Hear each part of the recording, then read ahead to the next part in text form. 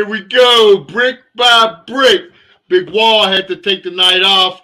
Your man PStock's in the house. Big Wall be joining us. So you know how it go this time of year. The family and everything's going, but he is missing a good one. He always seems to miss out on these good ones.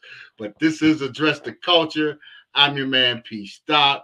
We have our man Grandmaster Darren Tibon in the house, and we have a great guest. You know, coming off the heels of the Steve Muhammad interview, which was great. You know, that was a great interview. You know, we're going in that direction. You know, the BKF. You know, we've had a couple great shows, and we got into the history of that.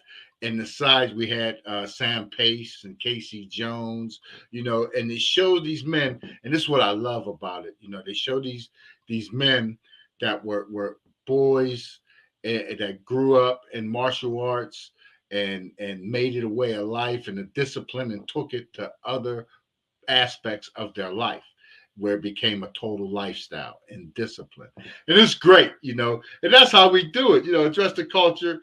You know, we've been in it with the legacy, with Grandmaster Darren Tibon. You know, we have Aladdin 19 in the house. You know, that's the way to go. The Legacy 9 event is coming up that just passed this past September. You definitely want to, you know, tap into that and follow and check it out. I think there's a DVD. Let's bring Darren in and let Darren come in and holler. We've got Darren Tibon in the house, you know, but Darren, you know, I mean, this is a great show. You know, the guest we have tonight is up there as one of the top, and we've had some great guests, you know, and in and out, you know, people that do things in the martial arts world and the mainstream entertainment, art world, you know, education, you know, the whole nine. This is the whole gamut right here. I'm excited because this is great. And this is what Address the Culture is about.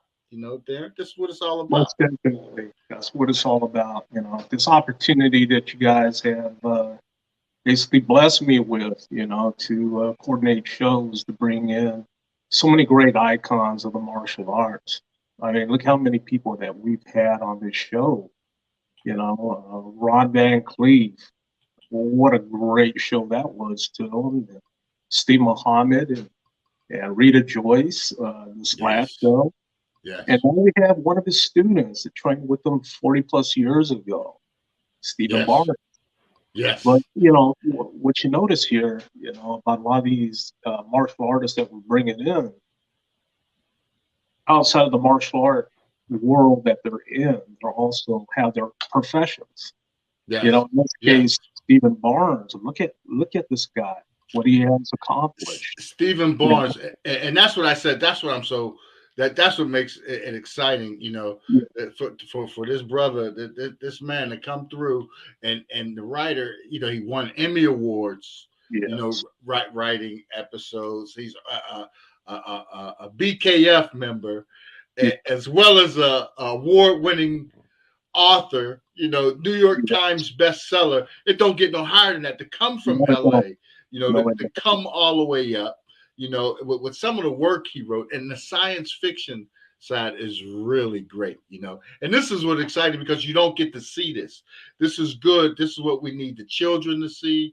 We need the kids to see. We need this record to go down and laurels forever of Stephen Barnes is here. BKF, martial artist, writer, award-winning writer, you know, screenwriter, author. He accomplished everything. I mean, I went to Temple, you know, and I write, you know, I should say compared to his record, I dabble, you know, you know, and I've been blessed, you know, to work on some episodes of some different shows and everything, and but nothing. I mean, the career that Stephen Barnes having the martial arts as well is like, this is going to be one. I'm going to be everyone. You know, I like to get him and these episodes into schools, you know, like we always talked about. We talked about what you do, you know, in Stockton with martial arts being a foundation for kids, for the activity, since kids have been stripped of the activities that they had. The rec centers are gone. Yeah, youth. There's no more youth counselors. Or when I grew up, there's youth counselors. All the baseball fields and basketball courts used to be filled. Today, you don't see that. There's nobody out. These courts are empty. The gyms are empty. The recs. It needs to change. It needs to come back. Martial arts would be a great stop and a great release for that. But I'm not going to hold it up. I want people to come in. I want people to get comfortable, and that's the way we like to go. Dress the culture. We like to have it like a relaxed, environment, so we just get the information in the natural. I want people to hear it for themselves. So we're going to go pay some bills real quick, and Grandmaster Darren at the bottom. We'll be right back with Steve Barnes to get this one on. This is going to be a great one. You don't want to miss this.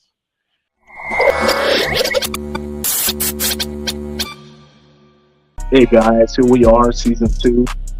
What a grand opening, huh? Seagull, Stu Mahan, and Rita Ross Joyce. Good choice. Welcome them both to the show. How are you guys doing? Welcome to the show. I was in Marine Corps, and I was driving down the street, and I saw this sign.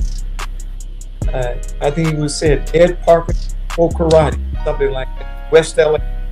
Mm-hmm. And I went inside, and the teacher, Danny Inosanto.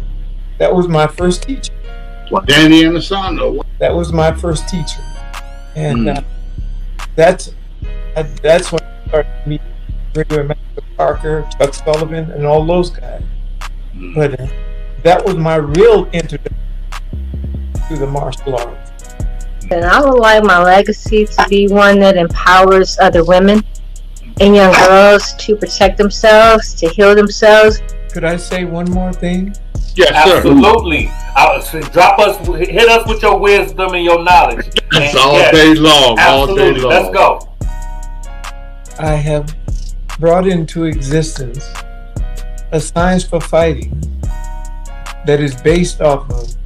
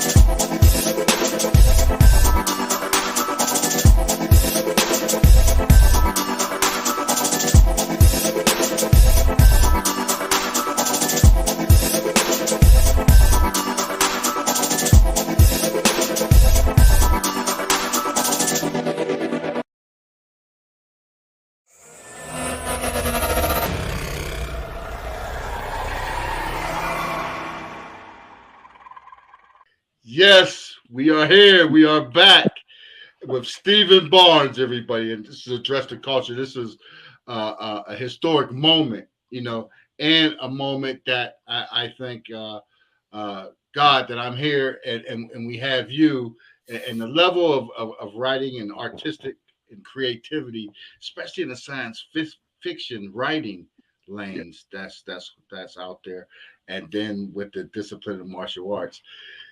Let our viewers know how did you get from that kid in Los Angeles, that's where you grew up, and to where you are today? That's a pretty big question. I mean, I can talk about a couple of things. I can tell you about I mean, I got bullied a lot as a kid. I was a four-eyed, pot-bellied little nerd, and I knew that unless I could find some way to deal with my fear, I would never be able to stand up in the world and be who I was. And I'd always be afraid of singing my true song, of expressing my real dreams. So, you know, I don't want to, I could go into more specificity with that, but that's the big one there. In terms of writing, you know, I was just wondering what I was going to be in life. I was trying to find where I might fit into the world. And when I was in junior high school, that was a fairly miserable time for me in terms of feeling at the bottom of the social heap, and also feeling like I could not attract the kinds of ladies that I was attracted to, you know. And so when I got to high school, I began to find myself a little bit in journalism class, in creative writing class, and in drama and so forth. But then one day I gave there was a trash assembly at school, and I wrote some skits for it.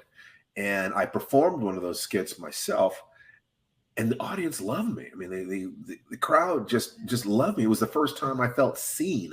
So it gave me a sense that maybe I could learn to express myself in this particular way, and that might be my entree to, you know, looking back over it, I realized that there were two things that I wanted. And one of them was to be respected by the kinds of men I respected, and the other was to be desired by the kinds of women I desired. So I guided myself that way. And if you choose the right men whose respect you want to earn, and if you're attracted to women who have self-respect and beauty and power, then I think you can't really go wrong. It is looking for the tribe of people that you want to belong to, and then what do I need to do to earn my way into that tribe? And I was willing to pay that price. And I think that to a huge degree, that right there is the secret. I had an idea where I wanted to go. I asked myself what kind of person could get there. The way I put it now is, what kind of person can do the things that keep you on the road, that take you to where you want to go? Then you find the people who can do those things, and you study them to determine what price they pay to be who they are. There's always a price that people pay to be who they are. Then you decide, are you willing to pay that price? And if you're willing to pay the price, get to work. If you're not willing to pay that price, you better change your dreams, because there's nothing worse than somebody who says they want to be something, but they aren't willing to pay the price to do it. That person is likely to start lying to themselves and say, well, I never could have done it anyway. And the fact is that most of success in life is not luck, and it's not how smart you were born, or how quote unquote talented you are. Most of success in life is, what did you invest your time and energy in, and what did you become in the process? Yeah, that's a good point. And the work ethics that you have developed as well along the way, and the discipline. And for your bringing and coming up in LA, like you said in the beginning with the bullying and getting into the writing, was that what took you into the martial arts lane? With like, well, the bullying is what took me into martial arts. I wanted to learn, you know, how to resist aggression, resist predation. You know, I was a very gentle kid, you know, poet, and just, you know, loved the world and what I was told in no uncertain. I grew up I was raised by my mother and my sister. My father wasn't there, as it often happens to young people. And I literally didn't know how to become an adult. I didn't know how to be a man or what that was. So I went into the martial arts figuring that at least I'd be able to feel safe, and maybe I'd learn some things along the way. And I did, and I had some initial success. I took second place at the National Korean Karate Championships in 1972. But when I encountered the BKF, first time I saw Steve Sanders at that time at the sports arena. It was a martial arts expo, maybe 1970. I don't know, 74, something like that. Yeah. And I saw him, and I had never seen speed and power and control like that. I looked at it, just mind blowing. I looked at that, it was like, holy crap, who is that? What is he doing? And I remember the day I went into the BKF, which was on his school was on Crenshaw in Los Angeles at the time. And I walked in, and he was very nice to me. And I said, "Excuse me, Mr. Sanders, my name is Stephen Barnes, and I'd like to learn your karate." And he said, "Well, that's good, because we'd like to teach it to you." And I said, "I have to tell you, I don't know how to fight." And he looked at me and he smiled and he said, "That's all right. We do."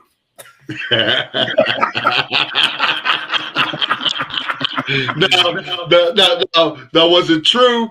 Was he mean to you like he was everyone? He was not mean to me in any way that I didn't ask for. He demanded the best from us. If you were doing everything right, you could goof around in class. Yeah. But if you were not expert, if you were fumbling, you better be serious. Yes. If you were fumbling and goofing around, you were in trouble. So it was very familial in that sense. But the thing that I remember more than the sheer martial arts, expertise and just mastery that I was witnessing anytime he moved, was what he would say to us while we were working out. We'd had those kinds of workouts where the windows would steam up and you'd walk out with your gi sopping. But while we were doing the push-ups and the sit-ups and the stuff like this, he would be saying to us, if you can do this, you can do anything.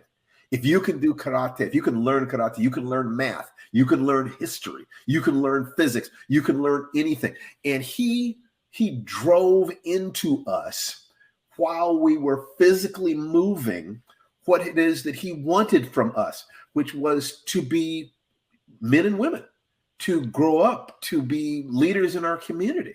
He was not about just making, fighters. He was about making a community. Yeah. And I did not understand at the time what he was doing, but I cannot tell you how important that was. I needed someone to show me what I was not and to inspire me. I had so much pain, so much fear locked into my body from all those years of bullying, and my previous martial arts training had more or less just sort of layered over that fear. I've got skills. I've got a high kick. I can punch real fast. Yeah, that's great. None of that stuff matters. What really matters is, who are you under pressure? Who are you really at the core of yourself? Because if you, I remember, many years later, I was teaching martial arts at a children's camp called Wonder Camp. And there was this young black belt named Uli who was teaching with me at the camp. And I remember after all the classes one day, we were sitting out on the porch, and he said to me very quietly, he said, "Steve, when will I stop being afraid?" And I had no answer for him. And about 6 months later, he committed suicide. Wow. And I swore to myself I would never be caught flat-footed like that again. That what Uli had done was, he had been a frightened young man, and he'd gained a lot of skills, and people were impressed by him, but he knew inside that he was a fraud. Or he felt that he was a fraud. He felt like he was an imposter. That imposter syndrome, the gap between the way people saw him and how he felt about himself, was too wide for him to bridge. And he killed himself. And that sent me looking for ways, if anybody ever asks me that of me again, what can I tell them? What can I do? And the martial arts are a genuinely transformative discipline. They actually gave to me the things that I was looking for, not just, being a champion or being able to fight on the street, but knowing myself and loving myself and having a healthy relationship with my fear. The fear that I felt never went away. It doesn't go away. I developed a different relationship with it. Now I understand what that fear is in a way that I did not at that point in my life. And I can actually use that fear to motivate myself. Negative emotions used to drive positive actions become positive.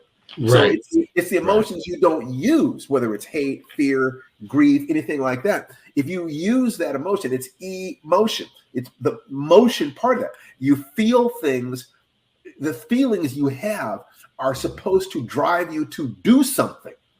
If you do something, then that's the fuel that you use to get where it is that you're going. Now you're in a healthy relationship with it. If you just sit with it, it will eat you alive. Those realizations, trying to heal myself and trying to help other people, took me down a lot of odd pathways, looking for answers about how do we connect the body mind. Right. Because in that time frame too, I would take in that lesson. That was a really eventful time in the United States as well. When you're coming of age in those moments. Probably, yeah. Well, I've seen a lot of history. Yeah, and I've seen a lot of interesting things happen. I don't know whether I've seen more than people did at other times, but it ain't been boring. I can promise you that. yes, definitely not. For those time frames, you got to be the front row, as well as the BKF and going in the educational realm, but with the Black Panther Party, the emergence of the civil rights movement. In that sense, absolutely. Vietnam War and all those things that shape you, that helps, shape the creation. Trying to understand where I fit in the world. Mm-hmm. When in first grade, I was put into the slow reading group because of my race. I understood very earlier than a kid really should understand, that the world did not see me as I was, and that placed me in danger.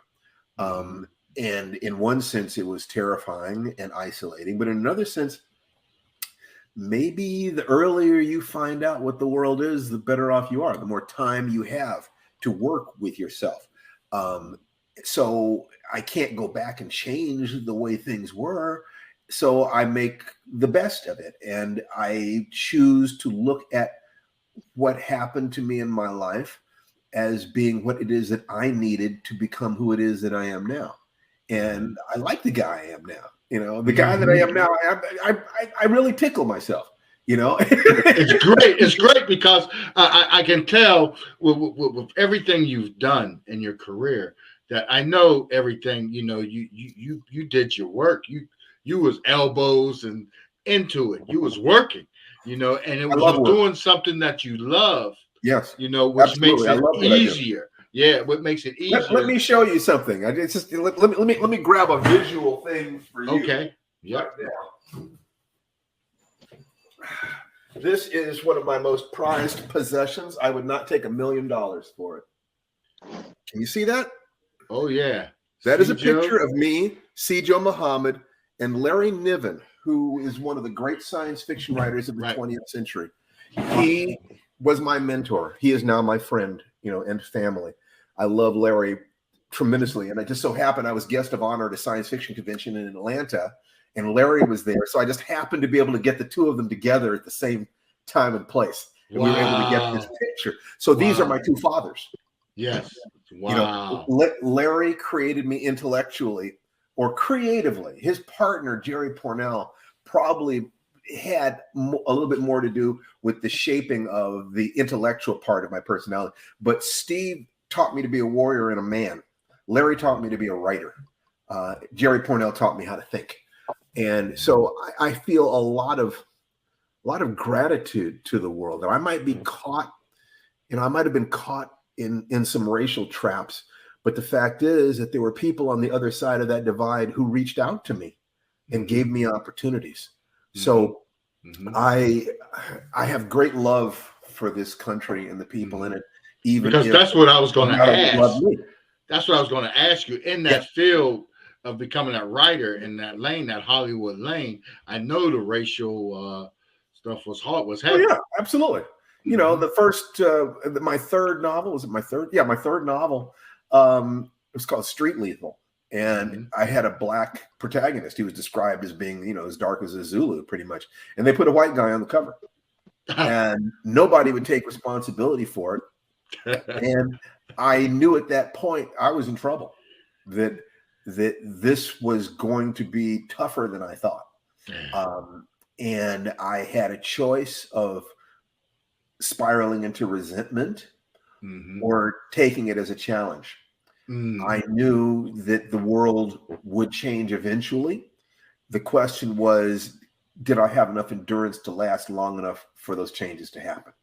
I estimated, based on what I could see about change in America, that it might take 30 years. Wow. A generation and a half. Wow. And so the question is, could I last that long?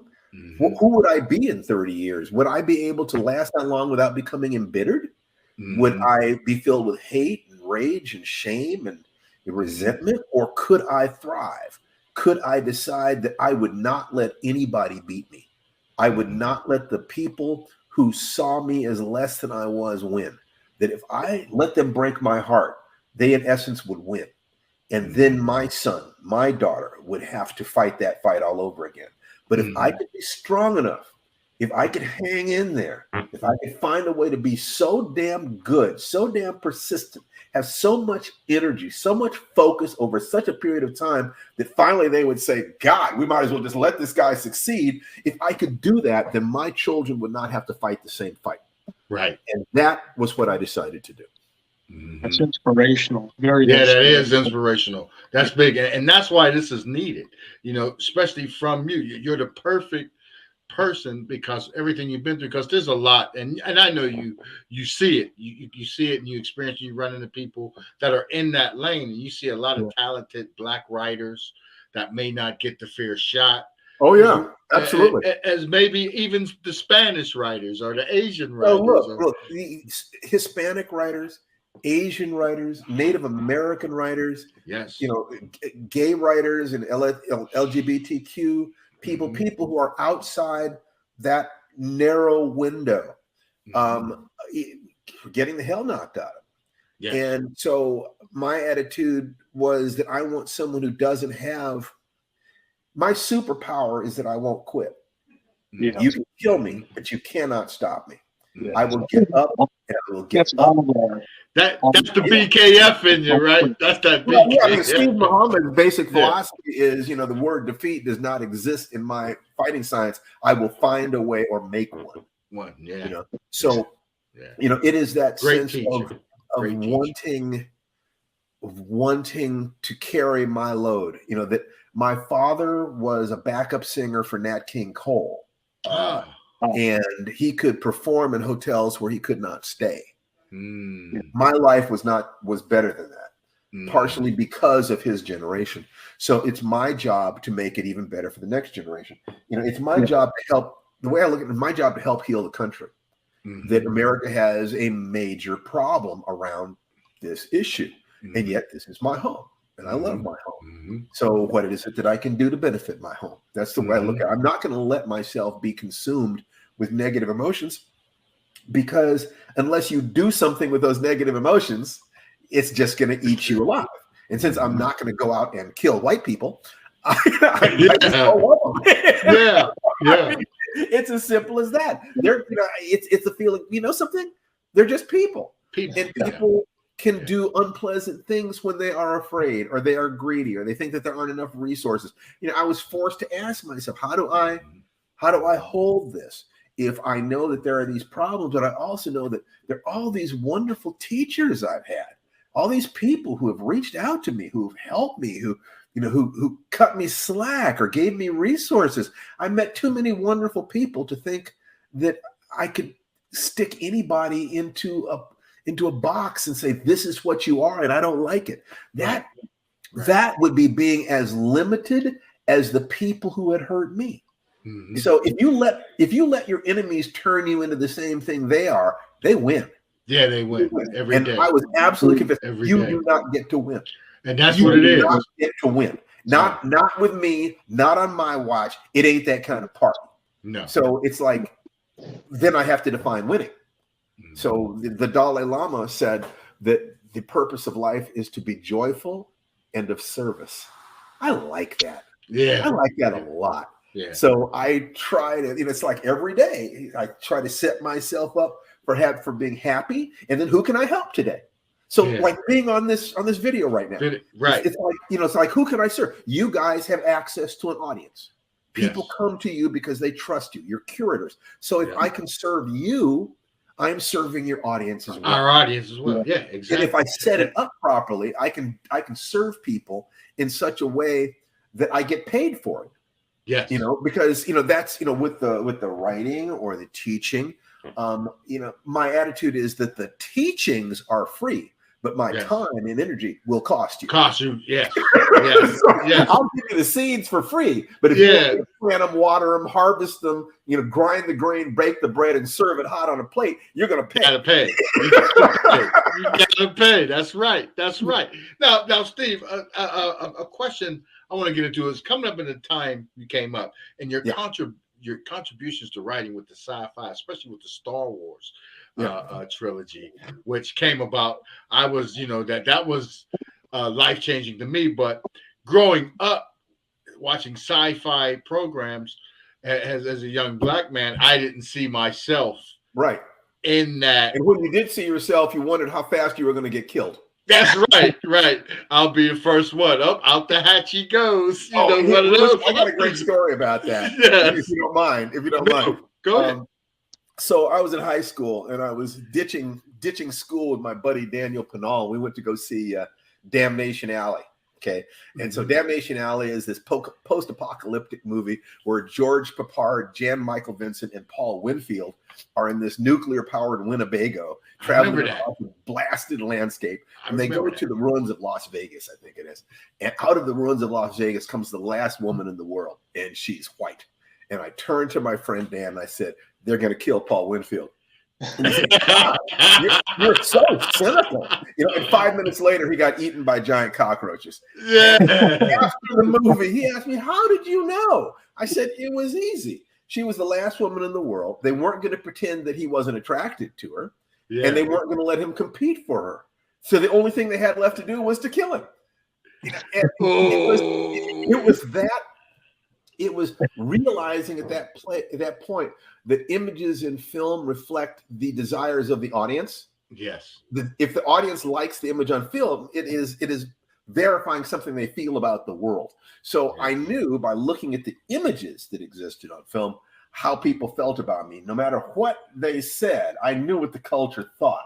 So, my attitude was really one of, how do I play this game to win? How do I win this game? Because I'm not going to play. If I play a game, I'm going to play to win. Now, I might decide that winning is both of us have a lot of fun. Right. But if you force me into a game where somebody wins, somebody loses, and I have to play that game, I'm going to do everything I can to beat your pants off. But in this particular instance, the definition of winning, basically, there were three things that I wanted from life. I wanted to master writing, I wanted to master martial arts, and I wanted a family to love. Yes. And like I said, all three of those things I figured were doable if I could find the right path to follow.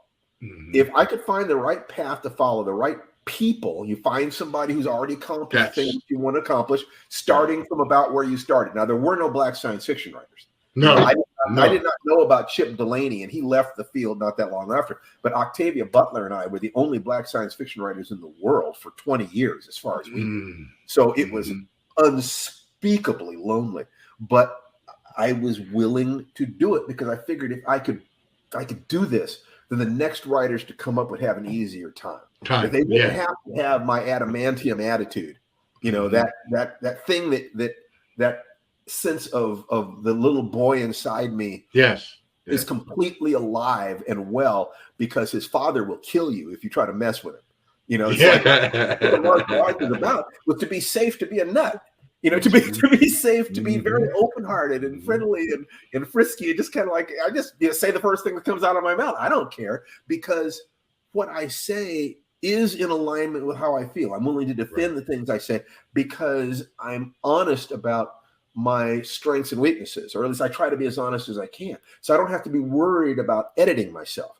It's like I accept myself. I would rather turn myself into the person who can then be spontaneous, and I'm pretty much this way from the time I wake up in the morning until I go to bed at night. I'm groggy when I first wake up. It's like, but once you get going, that's right. Once I get going, this is me, and I'm this way with my wife, and I'm this way with my son. Right. And I'm this way with strangers. You know, this is motivating. Those people. This is me. Yeah. You know, I believe in humanity. I believe in people. I believe in spirit. I believe that I'm in touch with the animal part of myself. My animal appetites are very alive in all the ways that is glorious. You know? And you know, so if you look at the human structure as having 3 energy centers from one perspective, I went searching for a lot of different frameworks to try to understand where we work. So let's say belly, brain, heart center, head center. Okay, right. Belly, brain will be the first 3 chakras. It's the hara, the tandien. You know, it's the center of balance in the body. Right. The heart center is, of course, the heart, and the head center is intellect and spirit. And the nice thing about this is that you can connect these with emotional realities, with spiritual realities, or with physical performance. So that was one of my teachers. I was a judo jiu-jitsu instructor named Harley Reagan, and who was also taught Native American and shamanic spiritual practices. And he, for all practical purposes, gave me the Rosetta Stone. He showed me where the physical disciplines and the mental disciplines and the spiritual disciplines connected interculturally. It wasn't just one cultural perspective on it. It was drawn from several different cultures. And it enabled me to kind of see that you need to have your animal survival drives open. Then you can open your heart. And then you open your mind. That if you open your heart without opening your animal survival drives, you're going to be victimized by predators. You know, these open-hearted people who I just love everybody. The wolves love that. They love sheep that'll come right up to them and kiss them. You know, so it is, how do you be open-hearted in the world and clear-minded and also safe? Also safe. How can I walk through the world projecting an energy where predators don't want anything to do with me? It's not that I can beat them. It's that they're going to know that they were in a fight. The attitude is, you may get a ham dinner, but I'm going to get a ham sandwich. You know, no matter what you do, no matter what you know, no matter what you do to me, I'm going to take the left eye out of your head. Yeah. You don't say that. That's what you're thinking. That has to be your body language. That has to be your commitment. And if you can say that to yourself when you're dealing with someone, and the other thing is that, you know, no matter what you know, I'm going to take the left eye out of your head. Given that is absolutely certain about a conflict between us, can we not have peace? Can we not love each other? Maybe I can buy you a sandwich. Can I give you my wallet? This doesn't have to happen. Neither of us are going to enjoy what happens on the other side of this. So how can we have peace together? And what I have found is that when you come from that attitude, people respect it. That when you come from the attitude, this is who I am, and I will not allow you to degrade me. I will not allow that. And I will walk away. And if you do not allow me to walk away, we're going to have a problem. You have to be certain that you mean it. But if you do mean it, then it's like you're a tuning fork that's humming at a particular vibration. You are not vibrating at the victim frequency. You're vibrating, you know, it's like lions and tigers generally eat herbivores. They eat grass eaters. They don't generally eat other lions and tigers.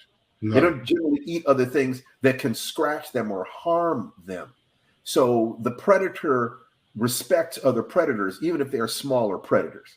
So if you come to me with predacious energy, I know how to meet that energy. Even if I ended up dead, I'm not going to die as a leaf eater. You know, once again, it ain't that kind of party. And in terms of skills, physical skills, all the physical stuff is just great. But as one of my teachers said, you're a primate. Use a tool. I mean, it's not going to pick up a chair and hit you with it. This isn't about skill or speed. You know, Steve. Like, oh, look, and then hit you with a chair. There you go. Yeah. You had given great respect to the teachers you had, the senseis you had that helped guide you in these different directions. Oh my God, I'd be nothing without them.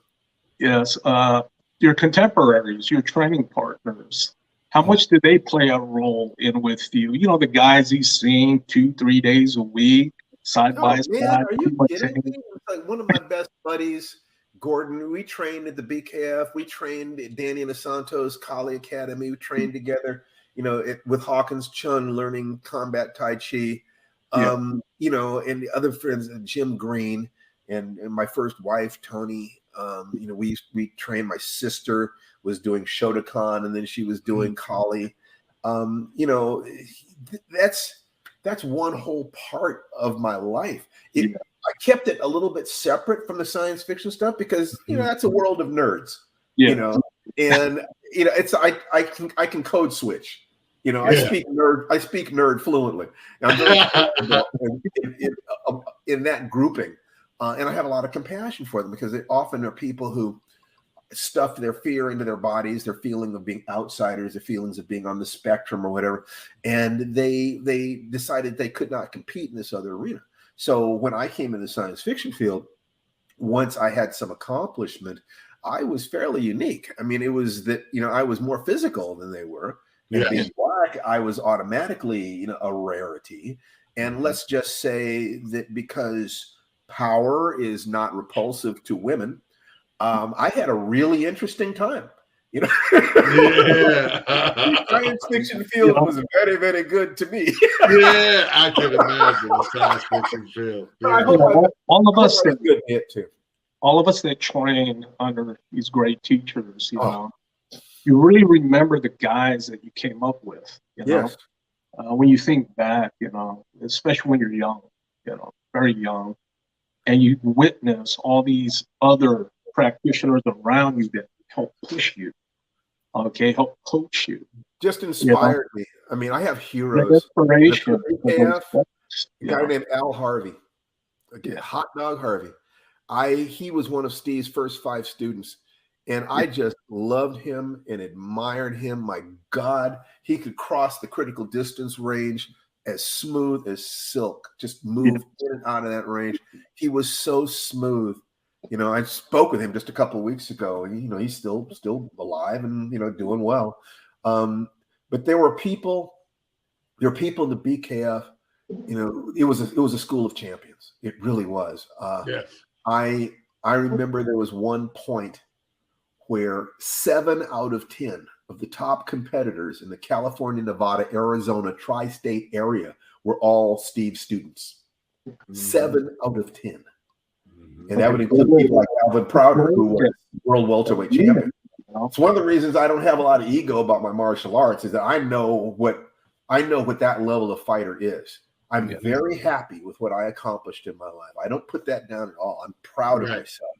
But I also know so many people who are just so far above me, and I will never get there. And it's okay. They had different resources.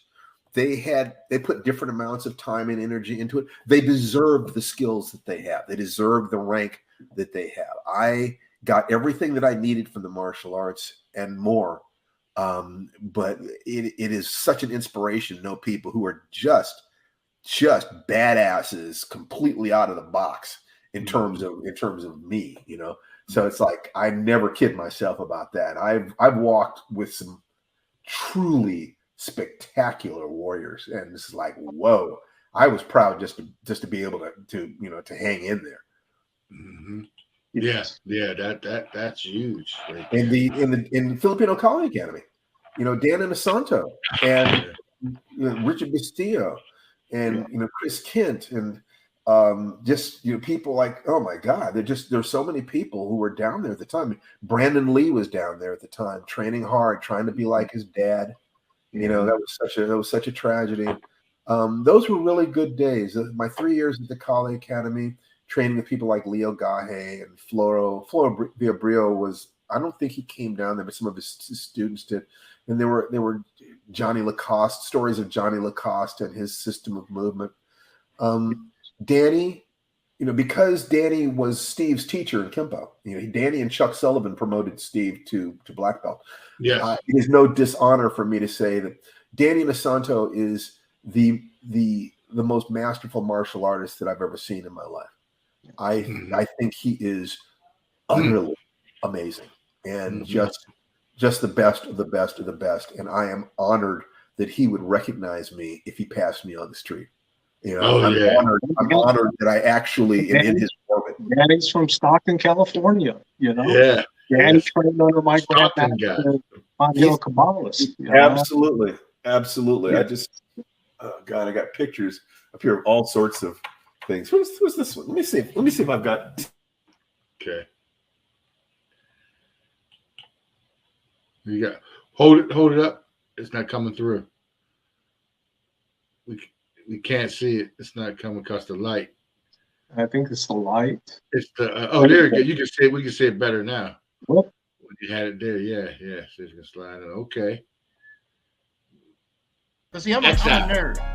Okay. I'm a martial artist, and I'm a serious black nerd. I'm a blur.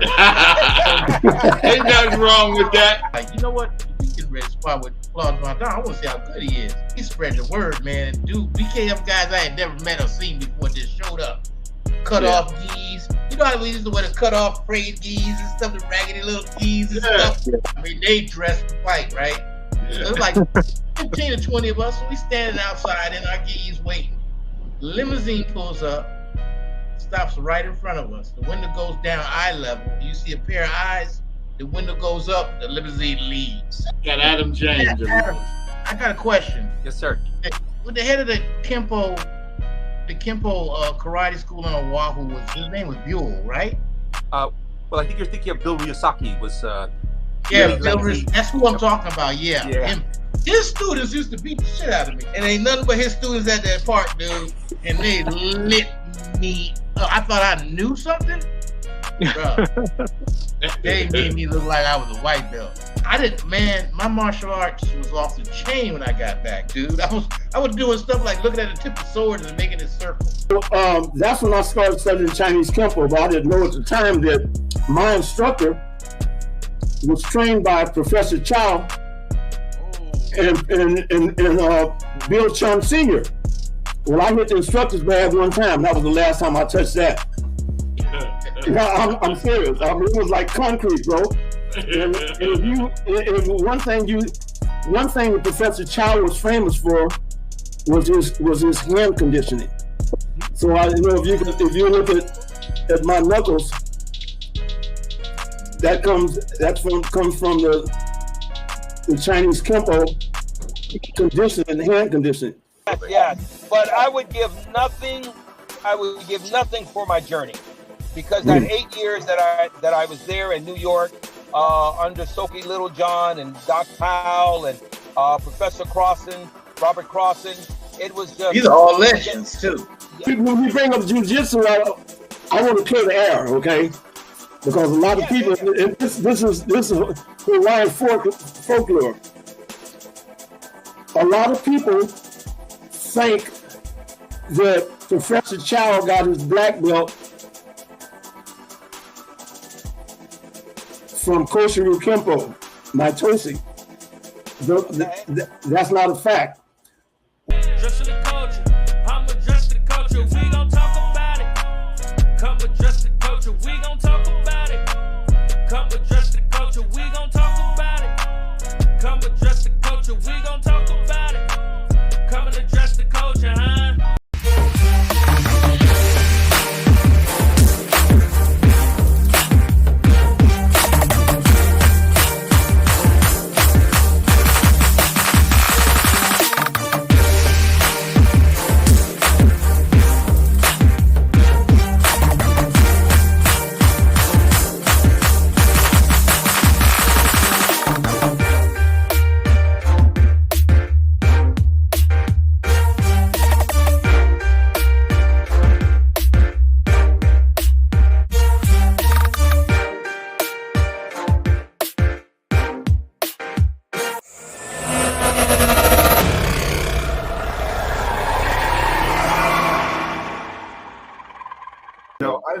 I haven't been lucky. I've been blessed. And if I had any advantage at all, it was that I find it very easy to humble myself and say, teach me. I find it very easy to say, I know nothing, to empty my cup and I did that with Steve Muhammad. Mhm. I did that with Larry Niven. Larry Niven, yeah. To a certain degree, I did it with my wife. Just because I saw that she was everything that I never knew I needed. I Right. saw it fast. It's like it was that I had an intuitive flash. Oh my God, Mhm. who is this?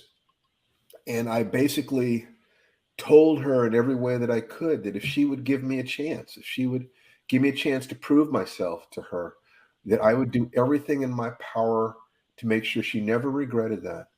And I would do everything in my power to make her as happy as I possibly could, because she was clearly an extraordinary woman who had her own destiny. And unless I could be good for her, I did not want her to choose me. Mhm. Only if I could actually be good for her, because I would rather die than hurt the people that I love. Right. And y'all work together on some great projects too. Your wife Yeah, is we like- have a lot of fun together. We You have know- fun morning till night. I mean, we fight like cats and dogs sometimes. That's not really true.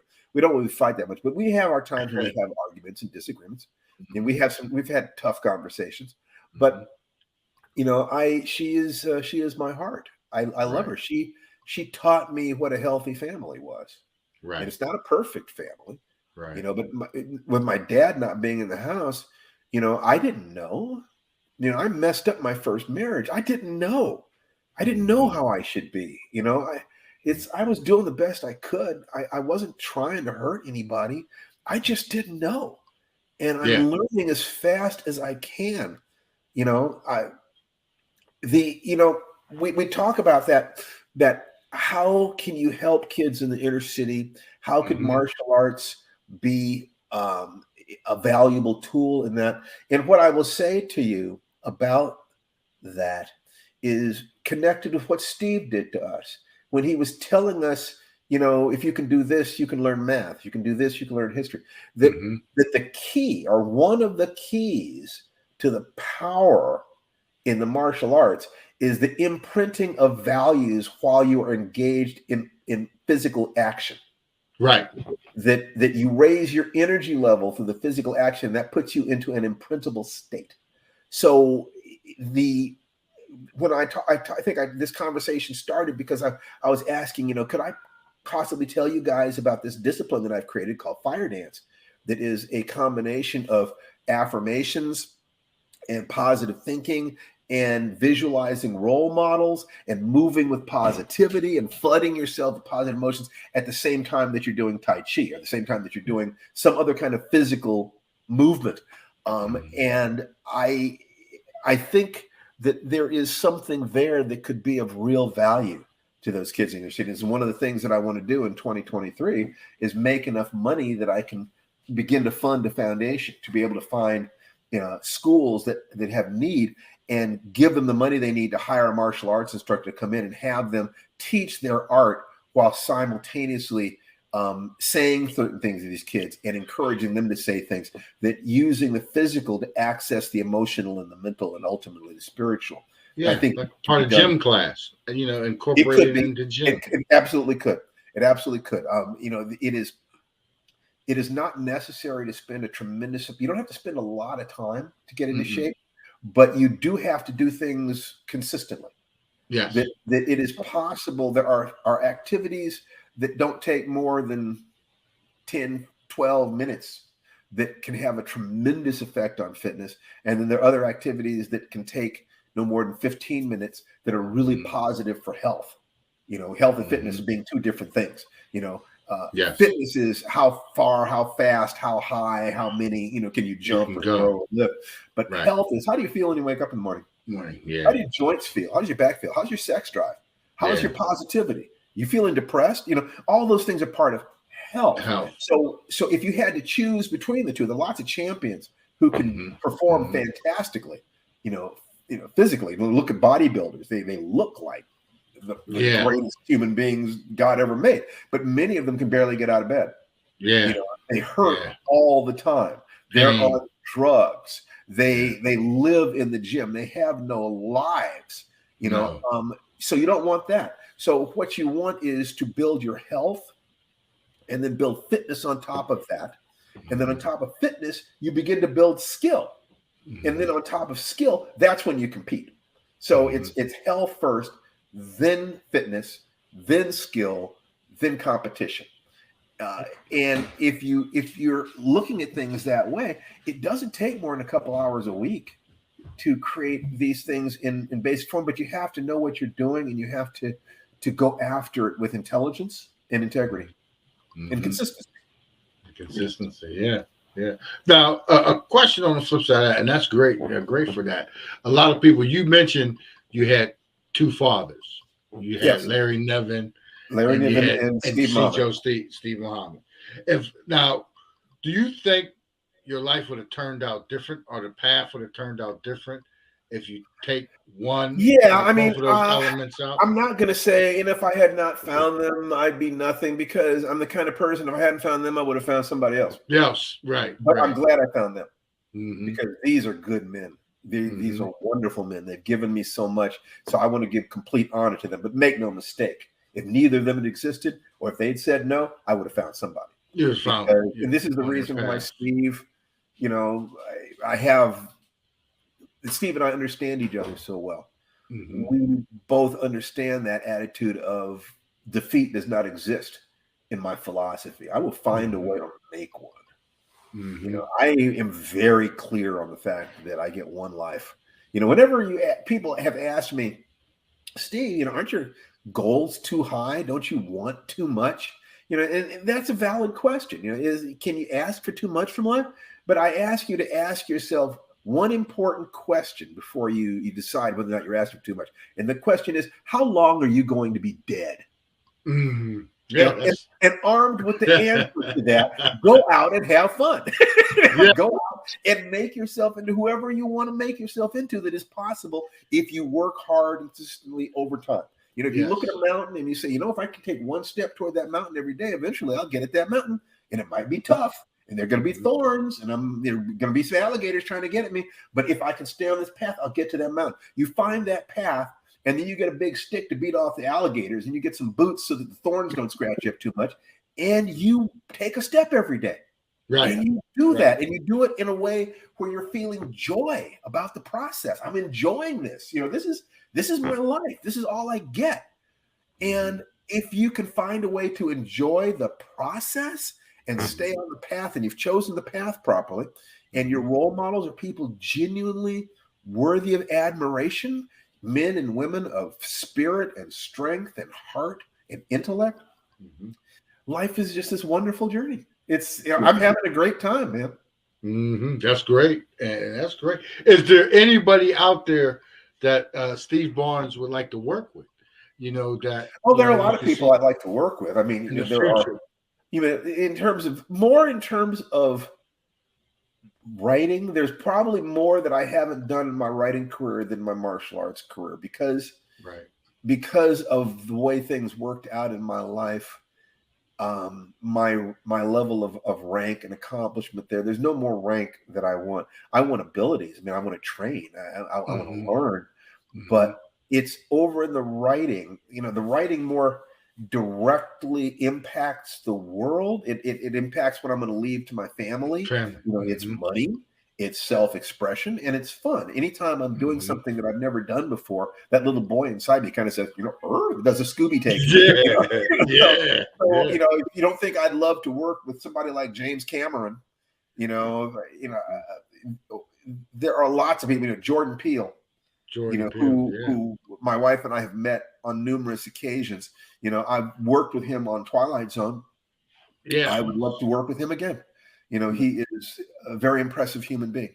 So there are a lot of people, but I've been, like I said, I've been blessed. Tons of people out there, wonderful people.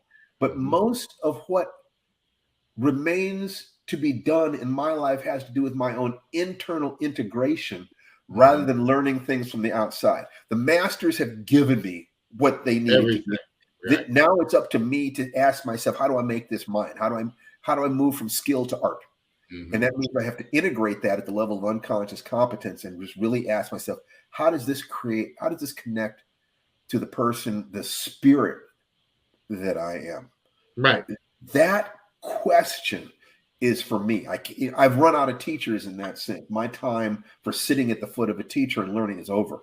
And they gave me what I needed. If I kept doing that, if I kept thinking, oh, I need another teacher, I am dishonoring the teachers I've had. They gave me what I needed. Now it's up to me to wake up and use it, and to complete that, and then turn around and teach others. That's where I am in my life at this point. Right. That's big. Do you have your own, now this is what I want to know, do you have your own character, your science fiction characters that you're coming out with, your own new series for 2023 and going forward? I mean, something. Yeah, I mean, I'm working on another book with the characters that I wrote about, one of the first solo books I ever did. That's Street Lethal. I'm doing the Street Lethal, Gorgon Child, and Fire Dance for 3 books that I did long time. And I want to do another book with those characters. I haven't written about them in over 30 years, and it's like, well, I wonder what they've been up to. I want to do that. I want to work more in television. I want a movie, and I'm building up this, that course that I told you about, the Fire Dance Tai Chi. www.firedancetaichi.com. Finding ways to help people move themselves forward, but simultaneously, there's so much in the martial arts. There's so much there. It's such a powerful discipline. And I'm blending that with various forms of neuro-linguistic programming and Ericksonian hypnosis and transcultural shamanism, the things that I was studying along the way because I was desperate to heal myself. I felt like I was broken. It's like, I'm not going to be able to live if I don't heal these wounds. I'll end up like Uli, blowing my brains out one day. So I went to teacher after teacher after teacher after teacher until I hit a critical mass and got an understanding. And it was a true understanding. And all I have to do now, it's like somebody putting you at the foot of a gold mine and saying, start digging. The gold is in there, but you got to do the work. So these teachers have shown me the gold mine. It's not up to them to show me another gold mine. It's up to me to pick up the damn pickaxe and get to work. Keep working. And then it's up to me to bring that gold out of the earth and refine it and then distribute it to the kids. I'll give each of them a gold coin and say, there really is gold in those hills. These paths, you can walk these paths and you're going to get the gold that you want, because with a lot of these kids, they've been lied to so much that you have to show them. It's like, let me show you. When I have a chance to teach for CJO or I'm working in another martial arts context, the first thing that you do is you find out who the alphas in the class are and you drop them. Now you've got their attention. Now you can teach them. Oh, they know, because I'm going to be a goofball. And if I don't show them first that I can hurt them, if I'm a goofball, they'll think I'm weak. So the first rule is to survive. So being strong, especially young warriors, inner city people who, just are in that situation of how do I even survive here? The first thing I want to know is, how do I be strong enough to survive? And if I come at them and say, you can be creative, you can do this, you can do that. So how airy-fairy does that sound? But if I say to them, I've got this rank, come on up here, show me your best stuff, boom, drop them. Now listen to me. Now I've got their attention, and now they will believe that if they can open their hearts in a particular way, if they can develop their minds in a particular way, if they can learn to maximize the use of their bodies in particular ways, and the information is out there, that they can move themselves out of the rut they feel like they're in. They can benefit their families. They can bring their dreams to life. I believe in this, but I guess there's a part of me that thanks the bullies that used to hurt me, because if they had not motivated me, I wouldn't be this guy. And I probably would have put that energy into being a dancer or into yoga or something, which would have been just fine. But I think that there is a particular damage that's been done to POC, people of males of color, especially, been denied the capacity to be warriors in that particular way, and therefore they don't know what their position in the world is. They feel this affinity for and sometimes attraction, fascination to violence, but they don't know the proper usage of those emotions. And I can teach them that. And so, if I create something that I know is going to be primarily for people who are kind of into self-improvement, which does kind of tend to be the general community. I also can keep one eye on the inner city and kind of say, if I can make this work successfully, I can help these kids. Because if you've got a course that's that's digital, that's just electrons. I can give anybody a download. yes, that's huge right there. That's right. And you can get more. You can reach more kids. That's right. That's what I want to do. I want to create 1 million awake, aware, adult, autonomous human beings. 1 million, and I can do that if I can get 1,000 people to see what it is that I'm seeing in terms of what does it take to really be who you are. Because if you can move 1,000 people, then you're infecting them with a virus that can go out, and each of them can infect another 1,000 people. Now we're talking about changing the world. That's huge. Stephen Barnes, man, it's a pleasure, man. I mean, you're the perfect guy for any symposium anywhere. I love it. And you can reach me at Stephen-Barnes.com, FireDanceTaiChi.com. I'm on Facebook. I'm all over the place. I love this, and I charge people who have money a lot of money to counsel and to coach them. But I love it when somebody who's teaching at a school or something like this calls up and says, "Can you help me put together a program that'll help these kids? Could you go on Zoom and talk to my classes?" Man, I live for that. I just love it. When someone has been blessed as much as I have, where I've got the woman of my dreams, and I got the martial arts skill that I was dying for when I was so scared, and I created the career, published over 3 million words of fiction. Yes. Over 30 novels. I look at that and I think to myself, what's next is who can I help? That's what's next. The meaning of life is to be joyful and of service. That's me. That's it. The rest of my life. Man, that's great. That's a great message. Coming from an accomplished man, but what I do see, that's great. As a martial art practitioner, the discipline, everything you've been through, coming up during the civil rights movement, the strengths that you felt that were going against you, you turned everything around and you made it a positive in your whole life with the martial arts and all the great teachers you've had that influenced you to maybe take a direction this way or that way, but regardless. There's one thing I didn't mention to you. One of my URLs is Stephen Barnes List.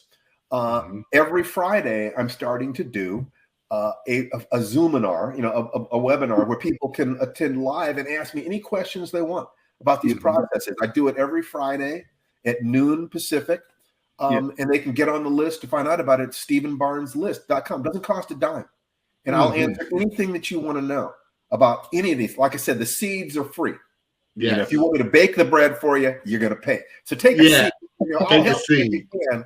And if you can't afford it, God, we'll probably find a way to work something out. Because what's most important is making the world a better place. Yes, definitely. But looking at your great success as a writer, all the 30 novels you say, and over 30. Over 30. The lives you've touched in them. And all the work you have done. But at the same time, what I see is the strength in your martial discipline went into writing too. Absolutely. So much. The motivation. I think most of it is just some days you don't feel like writing, but you do it because that's who you said you are. Yes. This is who you got to put yourself in a mindset when you start writing something. Do you like? Sure. I mean, it's like if I was to talk about that, my day goes like this. I wake up and I don't get out of bed until my body starts moving by itself. In other words, if I feel heavy and hot, then I just lay there until I feel cool and light and my hands and feet start just kind of moving. So I'm saying, I kind of want to get up. Then I'll sit up and I'll meditate. And I'll often get in touch with, I'll visualize that child inside me. And I will ask, you know, am I doing okay, Stevie? What do you want from me? You know, and Stevie talks to me because I belong in an asylum somewhere. But that little boy talks to me and lets me know, you know, Dad, you do this. Dad, don't do that. Your dad, you're doing good about this. You know, I stay in touch with him. And then I'll get out of bed and I'll do some exercise. I'll do Tai Chi while I am chanting my affirmations and visualizing my mentors and thinking about the people I love and how grateful I am. I will literally combine it with the movements. You know, it's every day and every way. I'm getting better and better. Or God's wealth is circulating in my life. His wealth flows through me in avalanches of abundance. All my needs, desires, dreams, and goals are met instantly by infinite intelligence because I'm one with God and God is everything. You know, or whatever it is that I'm doing, right? And then after that, I'll kind of make some tea. And I will sit down at my computer and I'll take a look and start having a sense of, okay, what's happening in the world? Are there emails I need to react to? And I'll look at my journal. And in my journal, I will write down, you know, I'll take a look at what I accomplished yesterday. I'll take a look at what I need to do today. And I will think briefly, if I do these things, am I on the path that will take me to my destination? So if the answer to that is yes, then all I have to do is focus on what I'm doing today. I don't have to worry about the rest of it. It's like, how can I have fun doing this? So what is necessary for me to stay on my path in terms of writing? Let's say I need to do 1,000 words a day. Need to write 1,000 words a day. I'm always looking for ways to make that easier. What I had been doing is writing in screenplay form. Because screenplays aren't as dense with text, but they still contain story and characterization and dialogue. So literally in 2 months, I can write a book that would have taken me a year to write. You know, I can look at it well enough to kind of ask, does this work? Does this story work? And I can hand it to somebody to read. In 2 hours, they can read the whole script and they can say, yes, it worked. No, it doesn't. If it works, then I can just turn that script into a book. I just flesh it out, change the tenses, flesh it out. Over the last week, I've been playing with Google Docs and their voice typing. And what I found out, I've been using something called Pomodoro technique, where you for 25 minutes, you do nothing except that thing. You don't check your email, you don't answer telephone calls, nothing. You set the timer, it's like a kitchen timer, you set the timer and you do nothing but that thing for 25 minutes. Then you can take a 5-minute break. And then you go back and you do another Pomodoro. And what I found is that in one 25-minute Pomodoro dictating into Google Docs, I can do about 3,000 words. Wow. Now, it's very rough. It's very, very rough. I mean, it's and sometimes it's a little bit, you know, garbagey because the accuracy isn't 100%. But what I found is that if in a half hour, call it, I can do 3,000 words, another half hour or an hour will allow me to polish that to the point where it looks, you know, not bad. Certainly isn't publishable or anything like that, but it's not bad. And another hour beyond that, now it's starting to look like I hunted and pecked over every word, which means that at a relatively low amount of stress, I can do about 1,000 words an hour. And I can do that for about 3 hours a day. And, you know, functionally, which is more text than anybody needs to create. You know, that's 1 million words a year. No, yeah, it's just about 1 million words a year. Wow. You don't need, it's more than 1 million words a year, actually. It's about 1 million too. Now, I don't need to do anything close to that. So that means I can take a lot of days off, right? But the point is, what you asked was, what do I have to get myself in a particular state of mind? Yeah, there's a part of me that says, you know, now is the time for me to work. You know, I don't want to work necessarily. I will procrastinate. I'll do this or that. But often it's like, I don't get to eat until I've worked. It's like, you know, I don't even, you know, it's like, I often don't eat until 7 o'clock at night just because I do intermittent fasting, just as a health thing. But telling myself, you are going to sit here and do the damn work. Yeah, you're going to do the work. This is who you are. This is the life you asked for. Just do it. So it's like, oh, all right, I'll do it. In terms of mindset, that's that mindset. Put yourself. Yeah, it really is. This is what I do. This is who I am. It's like, you know, it's you chop wood, carry water. It's not. It's not complicated. It's just difficult. So, okay, it's hard. Life is hard. You know, but I think you've already found your state of mind when you do work that you're happy with for yourself.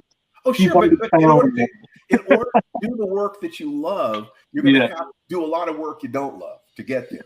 Right. And so it's understanding that sometimes to have a healthy baby, you need to change a lot of diapers. Yeah. It's nothing special. If you want a kitten, you're going to have to clean a cat box. Yes. Okay. You know, there are things you have to do that are not fun that you do because that's what you need to do. And once you've made your peace with that, once you're no longer fighting against that notion, once you've got, you know, you're through with the, oh, it's not fair. Life isn't fair. Why don't you give it? You know, something. You can stand on the beach and scream at the tide, don't come in and wet my shoes. Don't do it. It's not fair. Yeah. Or you can take a couple steps back. Yeah. You know, it's the world doesn't care that you don't think it's fair. The world is just what it is. You can either make your peace with that and live a happy life and be able to be an inspiration to your children and your community. You know, somebody has to be the adult in the room. And you know, children get to complain, it's not fair. Adults have to go out and kill the tiger. You know, I didn't ask for this. Like I said, if I'd been in a different world where that wasn't true, I would have been so happy. But if I'm going to be happy, I have to be happy in this world. This is the world that we have. This is what it is, in which people are both saints and sinners. They're both animals and angels. You know, I believe that people are basically just trying to move away from pain towards pleasure. And in the process of doing that, sometimes they hurt other people. Yeah. You know, bad things can happen, you know, but I believe that it's possible for us to continue making a better world. And if I want that better world, it behooves me to be one of the people who's helping it to become a better world. That means I have to handle my shit. Yeah. I have to carry my load. I have to carry my end of the log. And I'm willing to do that. I'm strong enough to do that. I did not ask God for an easy life. I asked to be strong enough to handle it. I think what you've shared with us is so inspirational, especially for a lot of kids in school that are thinking about being a writer. Edit out that bad word I just said there. And especially for the kids that want to be writers, aspire to be. Yeah. Oh, if you want to be writers, kids who want to be writers, may I have a 6-step process if you want to be a writer. I'd be happy. I sell it, but I'm happy to give it away to you guys. Seriously. Step 1, write at least one sentence every day. Step 2, write 1 to 4 short stories a month, at least one short story every month. Step 3, submit them for publication. Okay, edit them and submit them for publication. Step 4, don't go back and rewrite your old stories unless an editor specifically asks you to do it. Step 5, read 10 times. Write one sentence a day, 1 to 4 short stories a month. Submit, polish and submit publication. Don't rewrite except editorial request. Step 5 is read 10 times what you write. And step 6, the last step, is repeat this process at least 50 times. Beautiful. If you want to be a writer, don't even begin to evaluate the quality of your work or the quality of your results until you have written 50 stories and you've sent them all out for circulation, trying to get sold. You have to give yourself room to suck. It is critical to make room to suck. You are trying to fight with the black belts when you're trying to publish. You go to the white belt class. It means you're going to do a lot of work. It's not going to pay off a lot of the time. And you just have to say to yourself, I'm going to keep coming back. I'm going to keep coming back. I'm going to keep coming back until at some point, some part of you says, I understand this. Wait a minute. I get this. Wait a minute. They're not all super geniuses. They just had skills I didn't have. Wow. And when you do that, it's like a miracle moment. You start understanding what magic really is in the world. It's mostly finding a valid path and a good teacher and staying on it until you get gray hair. Until you get gray hair. Hey. I have a niece, Marissa, that's doing writing in college right now in Sacramento, and I want her to watch this show. Oh, great. Have her, turn her on to, my podcast. get on Stephen Barnes' list. You guys should go there and pop up on my show and see what it is that I'm doing there. We give away a lot of this advice for free. We give away as much of it as we possibly can for free. And we have some products that we're very, very happy with. But what we want is for people to learn. I love writers. I love martial artists. I love, man. I believe that we can find the love of our life. We can be healthy and strong, and we can make a good living doing something that we do for free. And you love doing it. Yeah. Love doing it. Man, I love this. I really do. It's so much fun. Yeah. Hit it up, people. Hit it up, especially inspiring writers. I'm going to hit it up. I'm going to be on there. Great. That's StephenBarnesList.com or FireDanceTaiChi.com. I pop by, stop by, say hi. Yeah. That's big. We will. Thank you so much, Stephen, for being on. Thank you for your time. You shared a lot of knowledge. I'm going to go downstairs and have dinner with my beautiful wife. That's probably great. watch a Christmas horror movie. Silent Night, Deadly Night, or something. I don't know. Silent Night, Deadly Night. Okay. Stephen, going back 43 years ago, honors English, science fiction. I used to write in high school too. Matter of fact, I won some honors, doing it, Great. but I never followed it. You should. No. Here's what I'm gonna do. I did you a favor being on here, or you did me a favor, but we're just gonna say it like that. I did you a favor being on here. Now you're gonna do something for me. You're gonna write and get published at least one story. Yeah. At least one. I can do that. I can do that. Yeah, that's it's just one story. And if you will do that, then on the other side of that, you can decide whether or not you want to do it again. Yeah.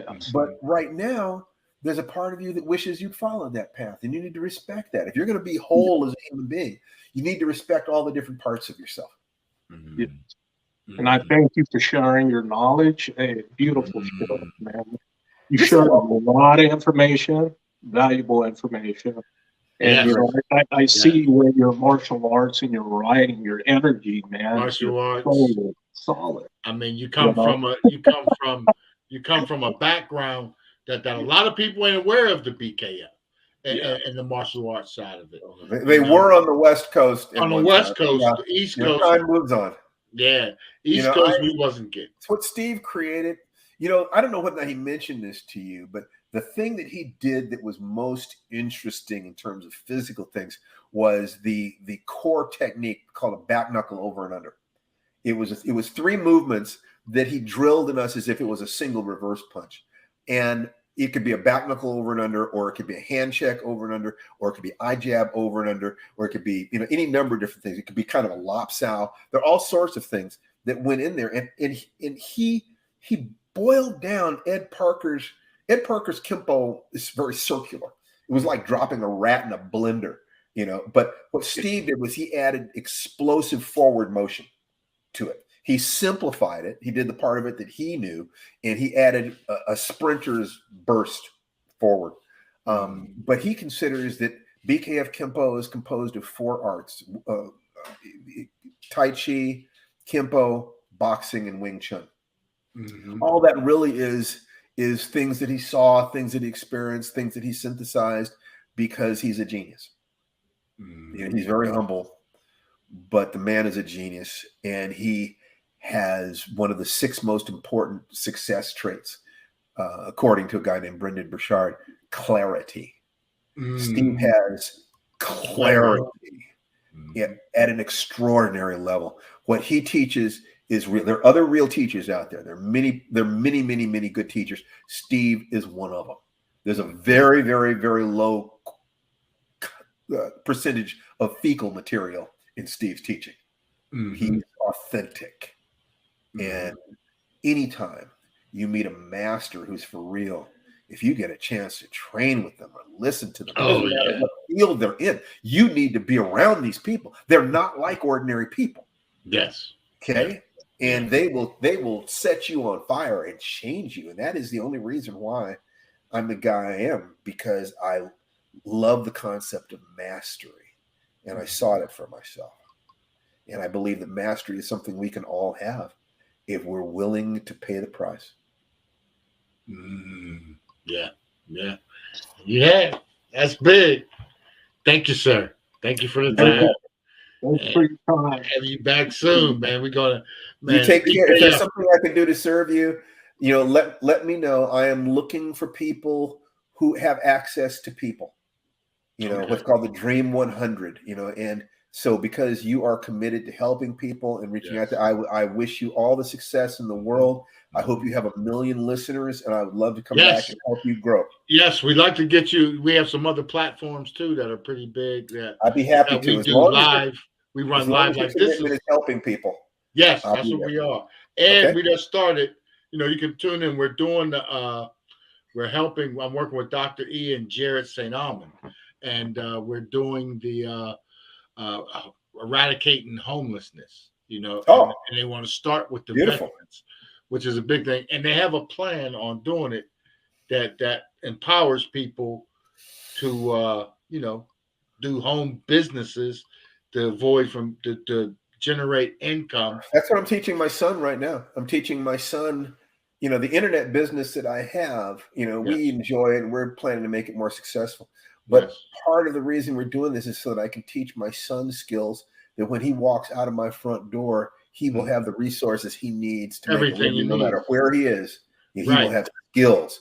There are patterns. The big nasty secret about making money on the internet is that most of the people make money on the internet make money teaching people how to make money on the internet. How to make money on the internet. So what you have to do is you have to find people who made their living doing something else, but then learned how to make money on the internet and then successfully have taught other people how to do it. It's just commerce, but it is a different way of approaching commerce. And that's what we're doing. Yeah, good for you. So how do you, well, never mind. It's another conversation for another time. Listen, guys, I gotta go. Okay, Steve. Thank you for the time. Merry Christmas and Happy New Year. Happy holidays. Happy holidays. Yeah. Take care, guys. Take care. Bye-bye. Thank you. And the people that we got on tonight can smack people too. The difference with back then and now is, as Darren said, I'd have bruises on my palm and the back of my hand. Yeah. So when I had to knock on the door, he had to knock on the door with his elbow.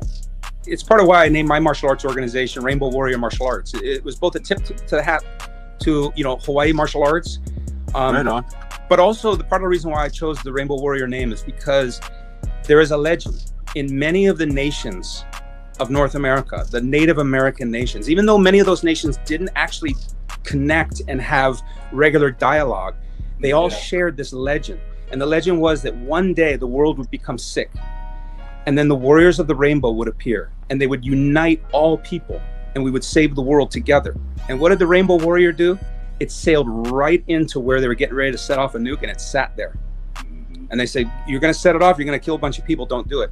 So what did the French do? They sent a bunch of commandos on the ship and they blew it up. So that was the end for that Rainbow Warrior. But we keep fighting on, we keep going, right? There's no yeah, we're ready for the Illuminati. We're ready for the Illuminati.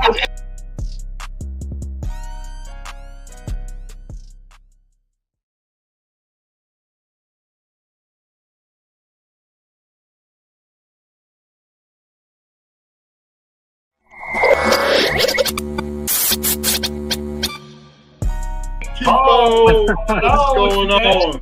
How's it going, fellas? Congratulations on the nomination, being selected into the Ultimate Warrior.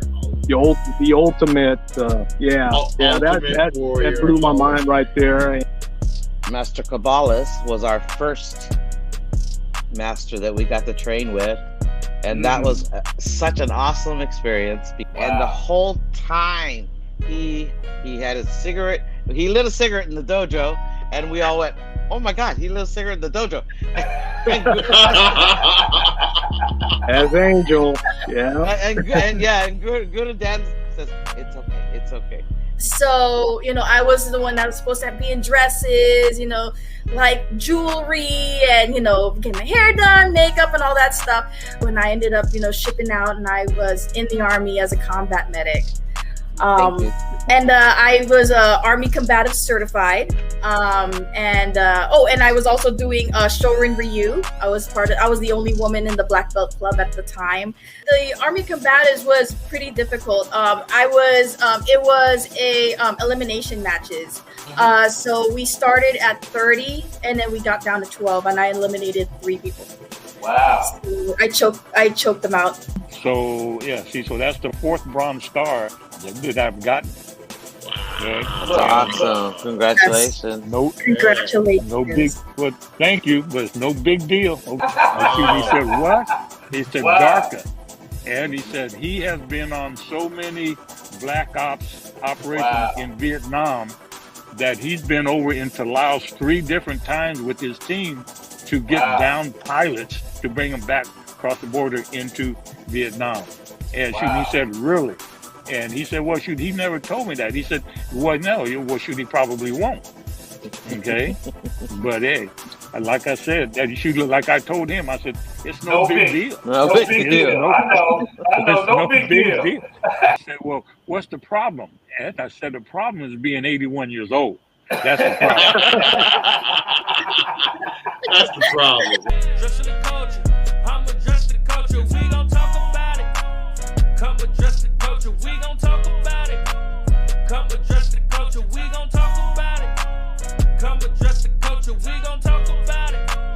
Come and address the culture, huh?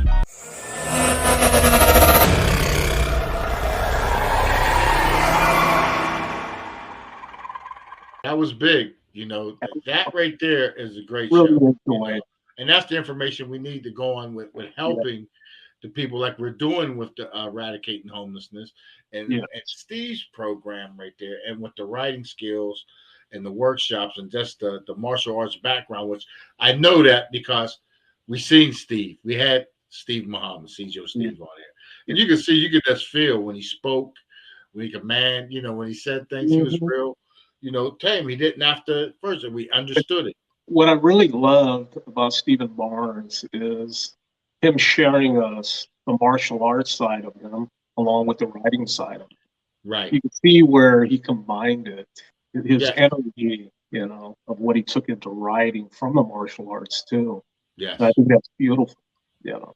Yeah. And the breakdown of it, I feel there's a lot of young kids that want to be writers one day, like my niece, Marissa. And I want her to watch this show. Follow him. Watch this show. Follow him. Because she's already written 1 book, and she just gifted it to us yesterday. Her first book. That's big. So, you know, this is very inspirational, and I definitely going to have her watch this show. Yeah. She shared really great information. And tap in with Steve. She got a resource now. Steve is a resource for her being an inspiring writer going forward, and for myself that you know, maybe when I'm working on stuff and I need it was harder for me to focus on writing anymore with everything else I'm doing now. But here's a man that, I mean, if you look at his career, he did it his way. He wrote some great stuff. He got NAACP literary awards, Emmys, daytime Emmys. Every level of that writing for series, from Baywatch to Outer Limits, Stargate, the SG-1. You know, I mean, there's so much stuff that he did there, and his wife as well. So it's great. So yeah, get your niece on it. And most definitely. I really enjoyed this show. Oh man, his energy. You know. Yeah. That's what we try to keep it energy and calm, relax, try to get it calm. And I like his energy, and he presented our viewers with a lot of information, and we love it. And you know, and definitely subscribe, like, and share. You know, tap in and hit us up there. You know, and that's what we do. You know, and this is Address the Culture. You know, you definitely want to. Capone, you missed one, man. You missed a great show. Probably missing he be missing the good ones, but he'll catch up. And we want to bring these guys back. Some of these. Like when I said he would be a great part of a great symposium. He would be one of the people I would want right there. You know, Stephen Barnes. Definitely.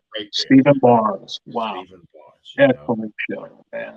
Excellent Big show. shout out Alabama 19. Great show. Big shout out to Alabama 19.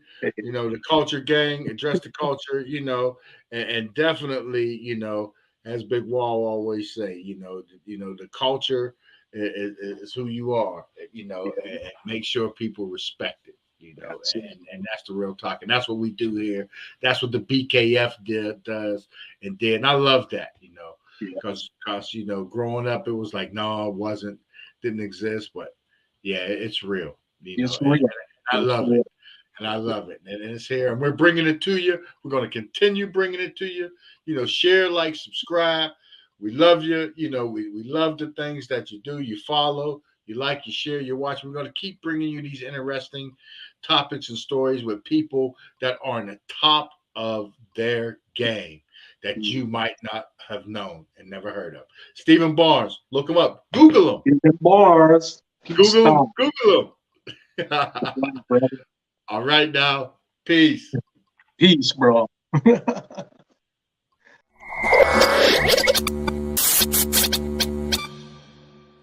We got the one. We got the only. We got that boy Ace Hood in the building. You know, I just needed to go through my process. But for me, what I learned about myself is that I was like, you know, when I was with the major label in this situation, I noticed how much power I gave away, how much ideas and yeses and okays that I.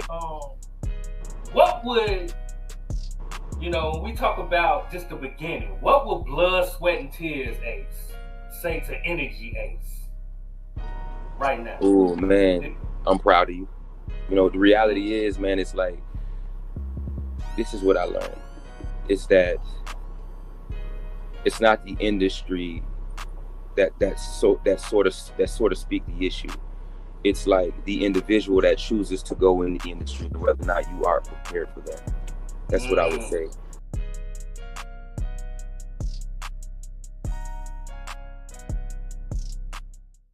Stay tuned in, man. We just getting started, man. We addressing the culture.